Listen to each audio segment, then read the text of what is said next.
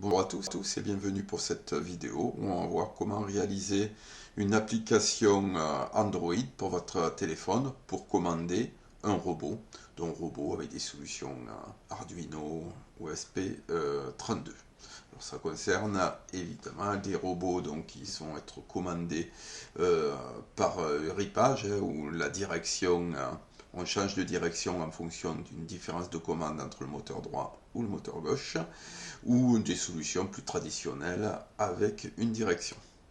Donc des vidéos pour faire des applications Bluetooth ou App Inventor, on en trouve plein. Généralement, elles utilisent des commandes en tout ou rien.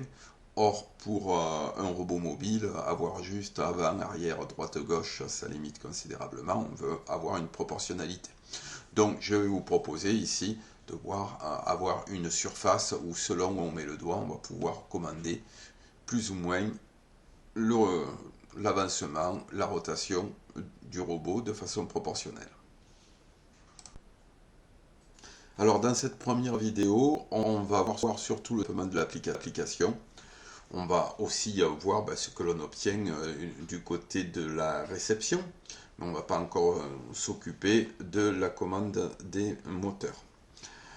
Donc, il faut d'abord comprendre le cheminement de l'information, ce qu'on appelle la chaîne d'information.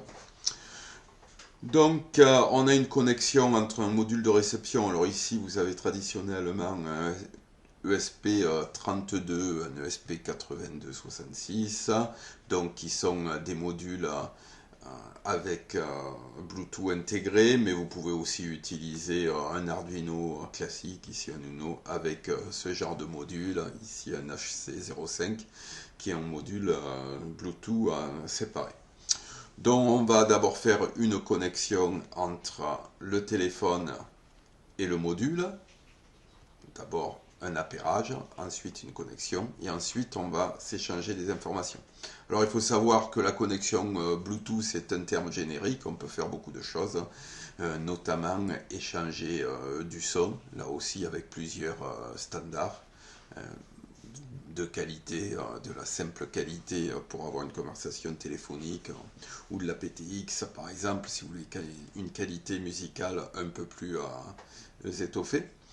Nous, pour échanger les informations entre le téléphone et la carte électronique, on va utiliser un des modes de transmission du Bluetooth qui est le série. En fait, tout va se faire exactement comme si on était sur une liaison série et on va envoyer des informations, si vous avez l'habitude d'un Arduino, un peu ce qui est équivalent à un serial.print, etc. Donc, on va voir côté téléphone, comment développer cette application. On peut bien sûr utiliser des solutions un peu plus lourdes avec App Inventor pour développer cette application. Bon, moi j'utilise beaucoup Android Project qui se développe, on tape des lignes de code en Java. Mais ce qu'a fait le MIT est vraiment extrêmement séduisant parce qu'on peut faire beaucoup de choses accessibles donc dès la seconde, voire au collège. On peut déjà bien s'amuser à faire ses propres applications. Voilà, je vous propose de commencer. Donc, sous App Inventor.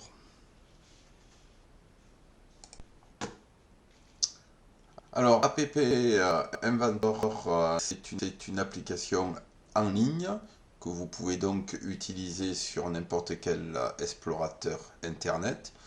Donc, soit vous faites une recherche App Inventor et vous tombez sur cette page avec la possibilité de commencer directement votre programmation en utilisant un compte Google.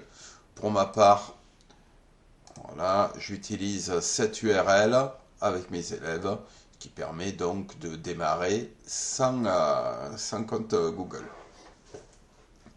Alors, quand vous allez appuyer ici pour pouvoir programmer sans compte, on va vous donner un code qui vous permettra de retrouver par la suite votre application que vous êtes en train de développer.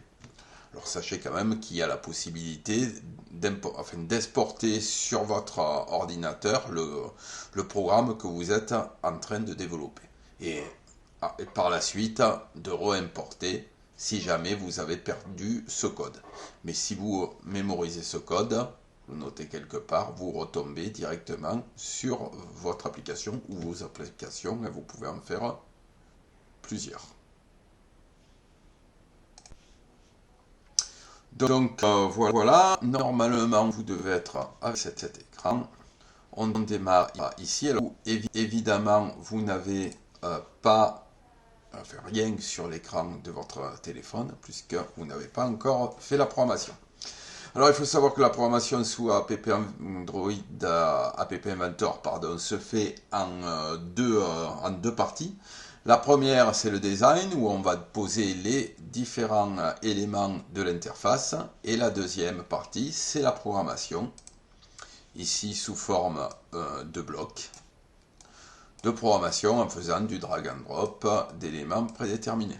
Alors c'est souvent le cas, hein, même avec d'autres logiciels de développement comme Android Studio, on fait une préparation de l'interface utilisateur, là aussi à la souris, et ensuite la programmation. Et là, ce qui diffère, c'est que la programmation, elle se fait au clavier au lieu de se faire à la souris avec du drag and drop. La souris, c'est bien quand on débute. Quand on commence à avoir des programmes longs et qu'on sait déjà un peu programmer, ben, ça prend plus de temps. Il faut mieux le faire sous forme de ligne de code. C'est plus rapide. Nous voilà. Alors, que vais-je mettre dans notre interface? J'ai plusieurs éléments. J'aurai un premier élément, un spiker qui est ici, qui va me permettre d'afficher une liste de tous les appareils connectés. C'est-à-dire de tous les appareils déjà appairés dans le téléphone. Ce qui veut dire que pour avoir accès à votre robot, vous devez bien évidemment être allé dans paramètres, Bluetooth, appairer un nouvel appareil. Voilà, vous procédez à l'appareillage et ensuite, quand j'appuierai ici, j'aurai la liste et je vais pouvoir sélectionner donc le robot, la partie qui m'intéresse. Un bouton de déconnexion pour arrêter les liaisons Bluetooth, notamment pour économiser la batterie de votre téléphone. Donc ça, c'est un bouton. Et ici, un label. Donc, label, c'est un texte sur lequel je vais écrire non connecté, connecté, pour savoir dans quel état est ma connexion Bluetooth. Alors, pour poser tout ça, il suffit de faire du drag and drop sur les éléments qui sont sur le côté. Vous les prenez, vous allez les déplacer. Hein. Voilà. Ce qu'il faut savoir, c'est que sous Android, il y a une disposition particulière des éléments de l'interface. Si vous les mettez comme ça, ils vont être directement les uns en dessous des autres. Donc, on va passer ici avec un layout qui va me permettre de faire des arrangements, soit horizontal, soit vertical. Donc, moi, ce qui va m'intéresser, c'est de mettre deux arrangements horizontaux. Donc, vous les prenez. Voilà, vous les positionnez. Et c'est dans ces arrangements horizontaux que je vais pouvoir disposer mes différents éléments de l'interface. Ici, donc, le premier élément, donc avec cette liste, je prends là, vous les déposez bien sûr à l'intérieur du layout que vous venez de poser. Ensuite, je vais prendre un bouton que je vais poser ici, et un label que je vais positionner ici. Donc deux choses, ils vont apparaître sur le côté. Ici, vous pouvez changer leur nom. Alors moi, pour des questions de rapidité, j'ai gardé les noms par défaut qui sont donnés directement par l'application. Mais vous pouvez mettre des noms plus parlants. Hein. Bouton, vous pouvez l'appeler déconnexion. Label, texte ou état de la connexion. Enfin, voilà. C'est simplement après, comme dans la programmation, on va devoir réutiliser ces différents noms.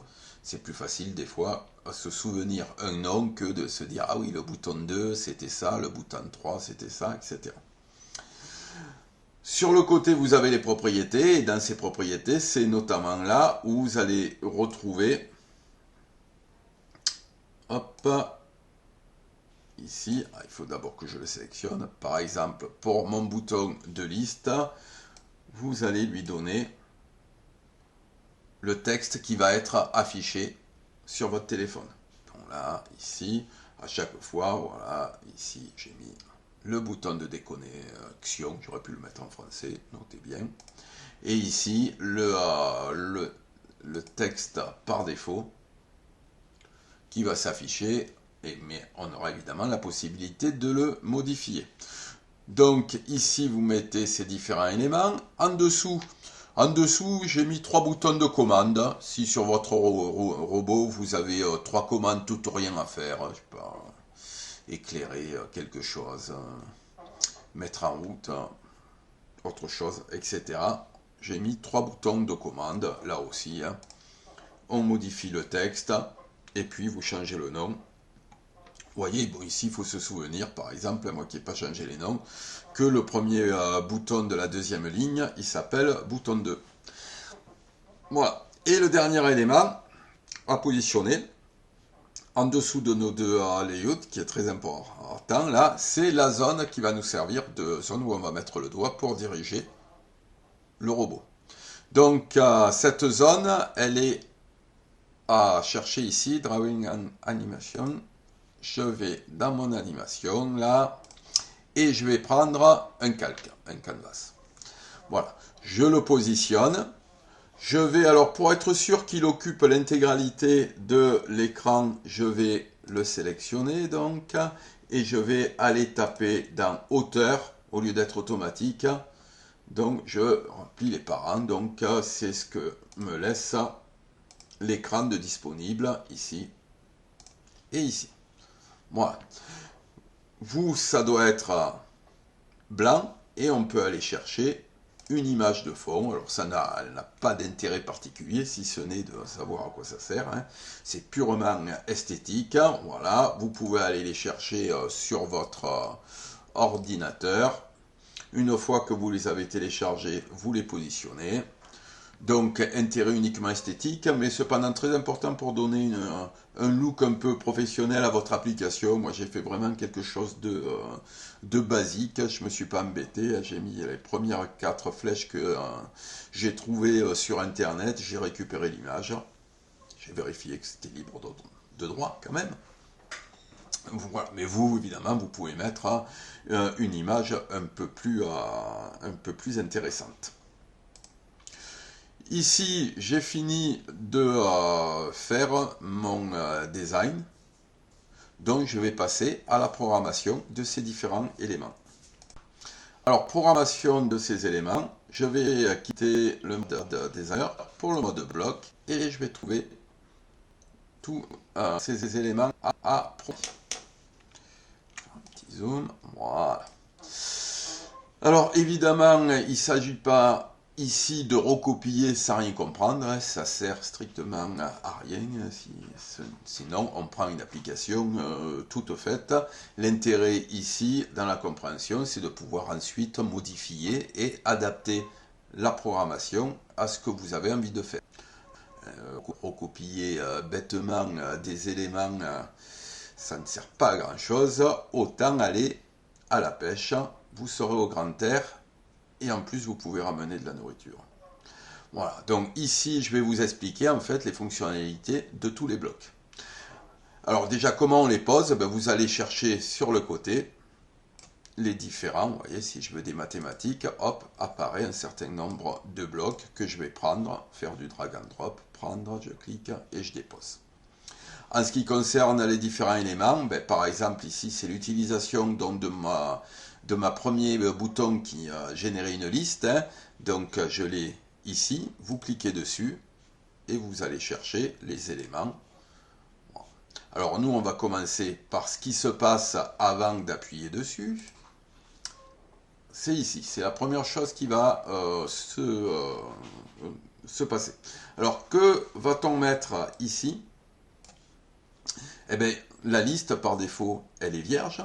Il faut donc qu'on remplisse cette liste avec tous les appareils qui ont déjà été appairés sur votre téléphone. Donc, on va remplir les éléments, 7, donc ici, éléments. Donc, je vais récupérer dans mon Bluetooth toutes les adresses et les noms de mes appareils qui sont déjà connectés. Alors les adresses, c'est les adresses MAC et les noms, c'est ceux que vous avez sur votre téléphone dans Bluetooth, appairage, etc. Bon, alors maintenant, quand j'appuie dessus, ma liste des différents appareils va s'afficher et je vais en sélectionner un, celui de mon robot. Donc ici, voilà, j'ai ce bloc. De ce bloc, en fait, je vais récupérer ce qui a été sélectionné et je vais lui demander de se connecter à cet appareil. Pour information, une fois que c'est connecté, déjà je vérifie, hein, il se peut que l'appareil soit sur votre liste, mais que vous n'ayez pas, enfin qu'il ne soit pas en route ou qu'il soit hors de portée, donc il ne sera pas connecté. Donc, petite vérification si la connexion s'est bien effectuée. Et dans le label, hein, l'élément que l'on a mis sur la droite de la première ligne, on va changer le texte pour avoir écrit connecté à la place de non connecté. Si jamais ça se passe mal, si la connexion ne peut pas se faire, donc appareil hors de portée, appareil qui est non sous tension, ou parce que vous vous trompez, que vous voulez vous brancher sur votre casque ou sur votre enceinte Bluetooth, évidemment, qui ne va pas accepter la liaison série, le SPP, ça ne va pas fonctionner, évidemment, et on va écrire déconnecté. Donc jusqu'à présent, on a fait les étapes, je mets en route, je remplis la liste et je sélectionne mon appareil, puis je me connecte. Donc ici, on est connecté. Le bouton 1, si vous vous souvenez bien, dans la partie designer, il s'appelle disconnect, donc il sert à déconnecter, ce qui permet notamment d'économiser par la suite votre batterie de votre téléphone et ne pas avoir une communication en permanence. Donc, que fais-je quand j'appuie sur le bouton? Alors là, pareil, vous allez chercher bouton, vous avez la fonction clic.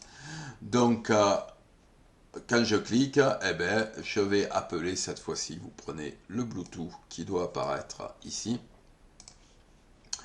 et je me déconnecte, et ensuite j'écris déconnecter.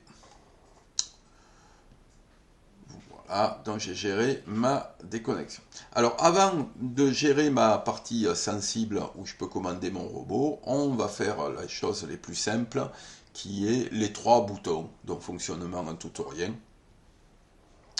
Donc le bouton 2, donc, qui est le premier bouton, vous vous souvenez, on va aller sur Designer, il s'appelle Commande 1, ce bouton.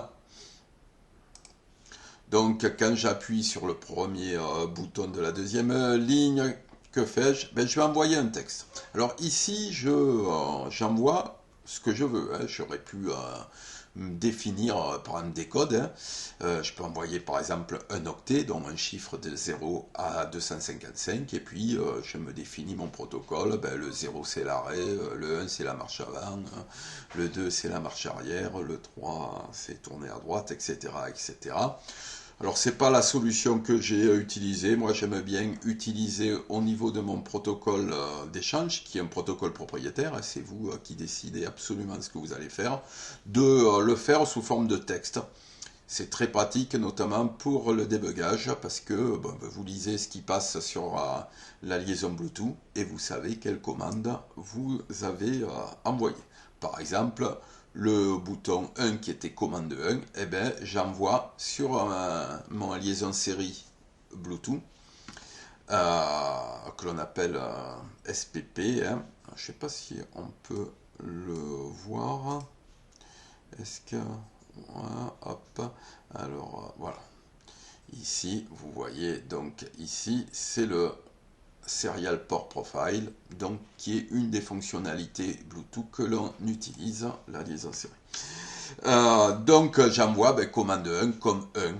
J'ai décidé de n'utiliser que 4 caractères. Hein. J'aurais pu mettre commande 1 en minuscule. Alors évidemment, il ne faut pas se tromper. Hein. Si vous mettez des majuscules ici, dans votre programme côté Arduino, il ne faudra pas attendre des minuscules, sinon ça ne marchera pas. Petite particularité ici, en plus de ce texte, j'envoie 2 codes, 2 nombres qui correspondent en fait à un codage que l'on appelle ASCII, codage des caractères, donc 0A et 0D, qui veut dire line feed et carriage retourne, c'est-à-dire donc le retour chariot, pour dire qu'on est arrivé à la fin de ce qu'on avait envoyé, et line feed, bon, descendre d'une ligne. C'est très classique au niveau de la communication. C'est en fait ce qui correspond sur un Arduino, la différence entre serial.print, voilà, ça envoie que ça, et serial.println, qui envoie ces 2 codes supplémentaires à la fin, retour de ligne, retour chariot. Moi, ça va aussi me servir côté Arduino à être sûr quand je reçois le 0D, ça veut dire que j'ai reçu une commande. Bon, aucun souci pour la commande 2 et la commande 3, hein, bouton 3, bouton 4. Alors ici, hein, vous pouvez, hop, clic droit, duplicate, comme ça. Vous avez un double, et puis vous allez changer ici, vous pouvez sélectionner ce qui est sélectionnable. Voilà, donc on n'a pas à tout recopier. Quand vous en avez fait un, il y a juste une petite adaptation. Donc voilà pour mes boutons. Je passe maintenant à ma partie qui concerne le déplacement sur la zone sensible. Alors je vais en avoir 2 qui se ressemblent beaucoup. Simplement, ce n'est pas les mêmes fonctions quand on appuie et quand on se déplace. Quand on appuie, donc on a la fonction touch down, donc c'est dans le calque, donc ici je vais aller chercher mon canvas et je vais lui dire touch down. Donc là c'est quand j'appuie. Ici, alors le problème quand on appuie, c'est que si vous déplacez votre doigt, c'est plus rappelé. C'est que le premier impact qui va être pris en compte. Donc il faudrait à chaque fois reappuyer sur l'écran du téléphone pour que la nouvelle commande fonctionne, ce qui n'est pas très pratique. Ici, c'est quand je déplace mon doigt. Mais attention, inversement, quand vous appuyez la première fois, cette routine ne va pas être appelée. D'où la présence des 2 routines qui vont faire à peu près la même chose. On va commencer donc par la partie, je mets mon doigt dessus pour la première fois, tout début. J'envoie sur ma liaison série commande XY, un petit code pour moi pour savoir ce qui va être envoyé. Commande XY, comme son nom l'indique, je vais certainement envoyer les coordonnées X et Y de l'endroit où j'ai appuyé. Alors l'endroit où j'ai appuyé, c'est très simple, il s'appelle getX, donc récupérer la coordonnée X. Petit problème ici, ça va être envoyé sous la forme d'un nombre dont la valeur va dépendre de la taille de l'écran. Donc, vous ne savez pas, alors de 0 à 350 à 450, selon la résolution, selon la taille de votre écran, etc. Donc, c'est pas vraiment pratique parce que si vous faites une application, elle sera valable pour un type de téléphone, mais elle sera plus valable pour les autres téléphones. Alors, ce que je fais, je vais normer le chiffre qui va être envoyé en pourcent, de 0 à 100%. Donc 0, ça va être pour le X, la partie la plus à gauche, et 100, la partie la plus à droite. Alors comment je fais? Je récupère ma coordonnée, je le divise par la largeur de mon calque. Bon, si le X est à 0, ça me fera 0. Si le X, il est au maxi, quand je vais le diviser par la largeur, ça va faire puisque là j'aurai la largeur, là j'ai la largeur, je multiplie le tout par 100 et j'ai mon résultat en pourcent, donc le 0 le plus à droite et le 100%, donc le plus à gauche, pardon, et 100% le plus à droite. Comme c'est un chiffre à virgule, j'ai pas envie de m'envoyer des pouillèmes de pourcent, savoir que j'ai positionné le doigt à 63,622%, c'est pas trop utile, donc j'envoie simplement 63 avec cette fonction mathématique. Ce qui est bleu, c'est des fonctions mathématiques, ici, j'envoie juste la partie entière, enfin l'arrondi. Donc ça va être un entier. J'ai fait X, je mets un point virgule, et je vais faire pareil pour le Y. Exactement la même chose. Je récupère, je normalise. Alors cette fois-ci, c'est plus avec la largeur, c'est avec la hauteur. Et j'envoie, je mets tout ça en pourcent, j'arrondis et j'envoie le tout. Et ensuite, ben, je finis par mon classique 0A, 0D, retour à la ligne et retour chariot. Enfin, ligne du dessous et retour chariot. Voilà donc quand j'appuie. Donc comme je vous ai dit, quand j'appuie ça va, mais si je déplace le doigt, c'est plus cette fonction qui est appelée, c'est celle-là, donc c'est le drag. Hein. Alors ben, je fais exactement la même chose. Hein. Là aussi, vous pouvez faire du copier-coller, enfin pas du, oui, du copier-coller ou du duplicate hein, pour toutes ces fonctions. Alors, petite particularité, cette fois-ci, comme c'est un déplacement, j'ai plus simplement le X et le Y de là où je viens d'appuyer, mais j'ai aussi le X du départ, le Y de départ, le dernier X et le dernier Y, et ce qui va m'intéresser, le X courant, donc celui sur lequel j'ai le doigt en ce moment, c'est ça qui va m'intéresser. Je fais strictement la même chose, sauf qu'au lieu d'envoyer le X d'appui, ben, j'envoie le X courant. Au lieu d'envoyer le Y d'appui, j'envoie le Y courant. À partir de là, ben, j'ai programmé mon application pour me connecter, envoyer mes trois boutons, si j'appuie sur mes trois boutons, et puis commander en cas de déplacement de mon doigt sur la zone, sur le calque, sur la partie calque de l'application, envoyer mes coordonnées de mon point d'appui. Le reste, ça va être l'Arduino qui va le traiter.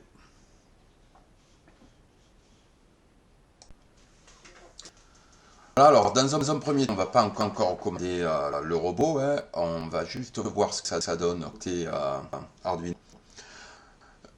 Donc là, je vous montre l'exemple d'un programme de base pour un ESP32. Ça doit être la même chose pour un ESP8266. Alors, j'ai pas essayé pour le 8266, mais je crois que les commandes sont strictement les mêmes. Si jamais vous utilisez un autre Arduino avec par exemple un module HC05, il faut d'une part relier le module HC05 à l'Arduino. Vous n'utilisez pas les broches 0 et 1 de l'Arduino RX et TX pour la connexion avec votre HC05 parce que tout simplement ces deux broches sont déjà utilisées par l'USB et donc on ne pourrait pas avoir à la fois un débugage en USB et recevoir les données du Bluetooth. Donc on va plutôt utiliser d'autres pattes. Donc si c'est un Uno, eh ben, il n'y a pas d'autres liaisons UART, d'autres liaisons série sur les Uno. Donc on utilise un software serial qui va permettre, je vous laisse regarder, la doc Arduino est assez bien faite là-dessus, n'importe quelle autre patte pour le RX et le TX. Vous n'oubliez pas de croiser RX et TX, là non plus, et vous allez recevoir donc sous forme d'une liaison série les données. Si jamais vous utilisez une méga ou une autre carte, certaines ont plusieurs liaisons série, dont Serial 1, Serial 2, Serial 3, etc. Bon, revenons à notre ESP32. Alors moi, j'utilise beaucoup les ESP32. Hein, ESP32, comme son nom indique, c'est du 32 bits. Ça va à 240 MHz. Ça, donc, par rapport à 16, hein, pour un Arduino de base, ça a un double cœur. Donc ce sont des cartes qui marchent relativement bien. Elles ont en plus donc, le Bluetooth intégré et le Wi-Fi intégré. Et ça ne coûte pas plus cher, hein, une dizaine d'euros, moins si vous l'achetez en Chine. Un peu plus selon votre fournisseur, mais ça coûte une dizaine d'euros. Voilà, donc j'utilise beaucoup les ESP32. Donc voici le programme de l'ESP32. Ici, on va juste visualiser ce qu'on reçoit. Hein. Donc, premièrement, on déclare ici une liaison Bluetooth et l'utilisation en SPP, donc Bluetooth Serial. Je lui donne un petit nom, moi je vais l'appeler Serial Bluetooth pour le Bluetooth Serial, pas très original. Je définis une chaîne de caractères de réception de mes ordres que l'on va traiter par la suite. Alors dans un premier temps, pareil, je ne vais pas l'utiliser, on verra ensuite pour la commande du robot, mais on va voir ce que ça fait. Alors dans le setup, qu'est-ce qu'on met? Bon, on va utiliser l'USB pour faire du débugage, donc à 115 200 baud. Et après, ça va être mon moniteur série. Ici, je démarre cette fois-ci mon serial Bluetooth. Alors serial Bluetooth qui est ici, il est ici, c'est le nom du Bluetooth serial.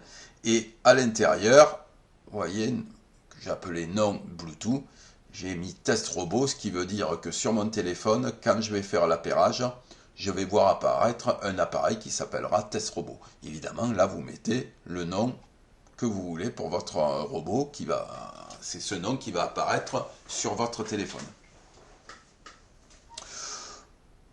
Donc, petite information de débugage, on mettra sur la liaison série que le Bluetooth a bien été activé. Et normalement, il n'y a pas de raison qu'il n'ait pas été activé.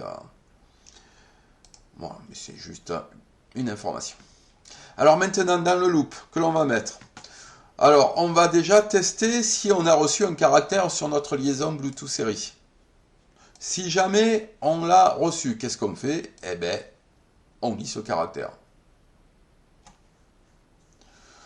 Bon, de façon extrêmement simple. Et donc, je vais l'afficher sur le terminal série.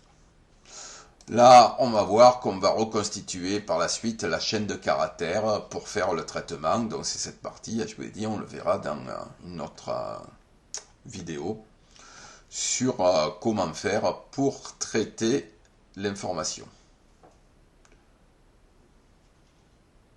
Ou plutôt, je vais peut-être le mettre dans cette vidéo si la vidéo n'est pas trop longue. On verra. Voilà, donc pour le moment, ben, j'ai plus qu'à procéder à mon débugage. Ah oui, alors, information, si vous n'avez pas l'habitude d'utiliser le SP32, il faut l'installer. Il ne va pas être dans la liste des cartes.